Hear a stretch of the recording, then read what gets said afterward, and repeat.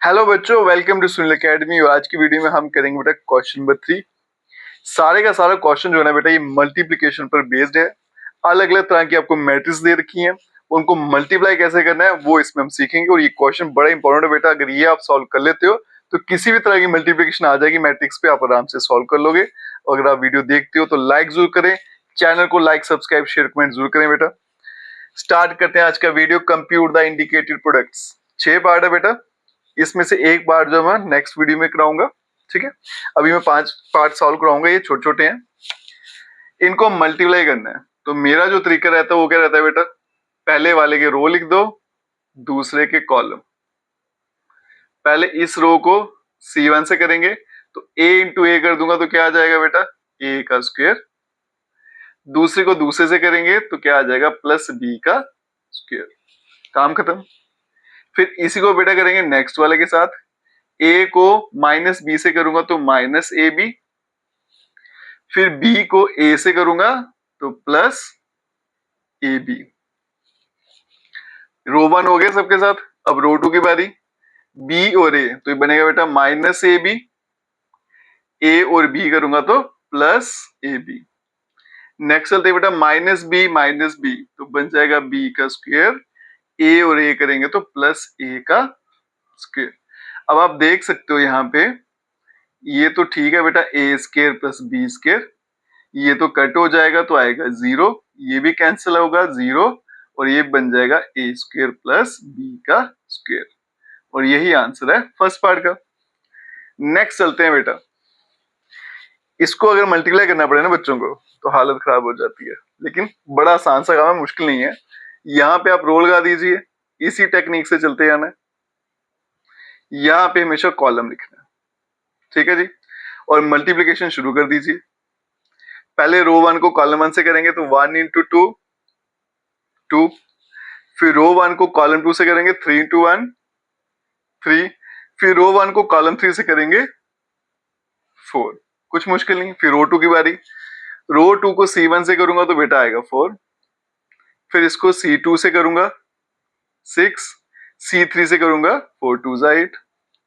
रो 3 की बारी, 3 इंटू 2 6 आ जाएगा, 3 इंटू 3 9 आ जाएगा, 3 इंटू 4 12 आ जाएगा। और ये इस क्वेश्चन का आंसर है। अगर यही टेक्निक फॉलो करोगे बेटा तो कैसा भी क्वेश्चन आ जाए आराम से निकल जाएगा, बिल्कुल भी दिक्कत नहीं होने वाली। आगे चलते हैं। यहाँ पे भी लिख दी बेटा रो 1 रो 2 C1 C2 C3। पहले रो 1 की बारी, C1 के साथ 1 इंटू 1 कर दूंगा तो 1 आएगा, 2 इंटू 2 ये माइनस का 4, फिर C2 के साथ 1 इंटू 2 2, माइनस 2 इंटू 3 माइनस का 6, 1 इंटू 3 3 हो जाएगा, 2 इंटू 1 माइनस का 2। अब रो 2 की बारी बेटा, 2 इंटू 1 2, 3 इंटू 2 प्लस 6, फिर C2 के साथ 2 इंटू 2 क्या आएगा 4, 3 इंटू 3 बेटा आ गया 9। नेक्स्ट C3 के साथ 2 इंटू 3 6, और 3 इंटू 1 3 हो जाएगा। तो ये बन जाएगा 1 माइनस 4 करूंगा माइनस 3, माइनस का 4, 3 माइनस 2 1 हो गया, ये 8 हो गया, ये 13 हो गया, और ये 9 हो गया। और ये इस क्वेश्चन का आंसर है। तो बस आपको डराने के लिए रोज कॉलम थोड़ी सी अलग कर दी जाती है, घबराना तब भी नहीं है बेटा। एक ही टेक्निक, पहले रो लिखो फिर कॉलम। चलते हैं 5th पार्ट पर। देखने में ये भी मुश्किल लगता है मल्टीप्लाई कैसे होगा, लेकिन सेम टेक्निक बेटा। रो 1 रो 2 रो 3, C1 C2 C3 करते हैं शुरू बेटा। पहले रो 1 C1, 2 इंटू 1 2, 1 इंटू माइनस 1, फिर C2 के साथ करेंगे 2 इंटू 0 बेटा 0 हो गया, 1 इंटू 2 करेंगे तो 2 हो जाएगा, फिर C3 के साथ करेंगे 2 इंटू 1 2 हो जाएगा, 1 इंटू 1 1 हो जाएगा। अब रो 2 की बारी, 3 into 1 3, 2 into minus 1 minus 2, 3 into 0 0, 2 into 2 4 हो जाएगा, 3 इंटू 1 3, और 2 इंटू 1 2 हो जाएगा। नेक्स्ट चलेंगे माइनस 1 को 1 से करूंगा तो माइनस 1, 1 माइनस 1 माइनस 1 माइनस 1, फिर रो 3 को C2 के साथ करूंगा तो 0 आएगा पहला, 2 इंटू 1 बेटा 2 हो गया। नेक्स्ट बेटा C3 के साथ करूंगा तो -1 आ गया +1 आ गया, ठीक है। अब इसको अगर मैं सिंप्लीफाइड फॉर्म में लिखूं तो 2 - 1 1 हो गया, 0 + 2 बेटा 2 हो गया, ये 3 हो जाएगा, ये 1 हो जाएगा, ये 4 हो जाएगा, ये 5 हो जाएगा, ये -2 हो जाएगा, ये 2 हो जाएगा और ये 0 और ये इसका आंसर है। पार्ट 6 पर चलते हैं। इसमें बेटा रो 1, रो 2, C1 और C2, ये रो 1 कॉलम 1, 3 × 2 6, -1 को 1 से -1, 3 × 3 9, रो 1 C1 हो गया। अब C2 के साथ चलेंगे।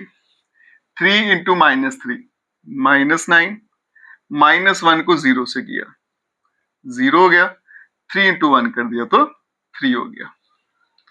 अब रो 2 की बारी, -1 को 2 से करूंगा तो -2, 0 × 1 करूंगा तो 0 हो जाएगा, 2 × 3 करूंगा तो 6 हो जाएगा। फिर रो 2 के साथ -1 -3 +3, 0 × 0 0 हो जाएगा, 2 × 1 करूंगा तो 2 हो जाएगा। आगे चलते हैं। 9 6 15, 15 में से एक कम हो जाएगा तो 14, -9 + 3 -6, 6 - 2 4, 3 + 2 5 और ये इस क्वेश्चन का आंसर है। अब हम करेंगे बेटा पार्ट नंबर 4, वो 3/3 की थोड़ी लेंथी थी इसलिए उसको अभी करते हैं, ठीक है। हेलो बच्चों, तो अब हम चलेंगे बेटा पार्ट नंबर 4 पर और इस टाइप के क्वेश्चन आपको इस चैप्टर में बहुत सारे देखने को मिलेंगे, इसलिए इसको ध्यान से समझना और ये आपको जरूर आना चाहिए। कंसेप्ट वही रहेगा बेटा, रो 1, रो 2, रो 3, C1, C2, C3, पहले रो 1 और C1 और पहला नंबर पहले से 2 × 1 2, 3 × 0 0, 4 × 3 12 हो गया। अब चलेंगे C2 के साथ। 2 × -3 -6, 3 × 2 +6, 4 × 0 0। अब चलेंगे बेटा C3 के साथ। 2 × 5 कर देंगे तो 10 आ जाएगा, 3 × 4 करेंगे तो 12 आ जाएगा और 4 × 5 करेंगे तो 20 आ जाएगा। R1 हो गया सबके साथ। अब R2 की बारी। 3 × 1 3, 4 × 0 ये तो 0 आएगा, 5 × 3 15 हो गया, 3 × -3 -9 हो गया, 4 × 2 बेटा 8 हो गया, 5 × 0 करेंगे तो 0 हो गया, 3 × 5 ये हो गया बेटा 15, 4 × 4 16 और 5 × 5 25। फिर आएगी बारी रो 3 की। 4 × 1 करूंगा बेटा 4 हो जाएगा, 5 × 0 करूंगा तो 0 हो जाएगा, 6 × 3 करूंगा तो 18 हो जाएगा, 4 × -3 करूंगा तो -12, 5 × 2 करूंगा तो प्लस का 10 हो जाएगा, 6 × 0 करूंगा तो 0 हो जाएगा। अब लास्ट C3, 4 × 5 करूंगा तो बेटा 20 हो जाएगा, 5 × 4 करूंगा तो प्लस 20 हो जाएगा और 6 × 5 करूंगा तो 30 हो जाएगा। आप जितना ज्यादा बेटा बोल बोल कर करोगे ना नंबर कि ये वाला नंबर इसके साथ करना है, उतने ही परफेक्ट होते जाओगे इस क्वेश्चन में और एरर कम होते जाएंगे।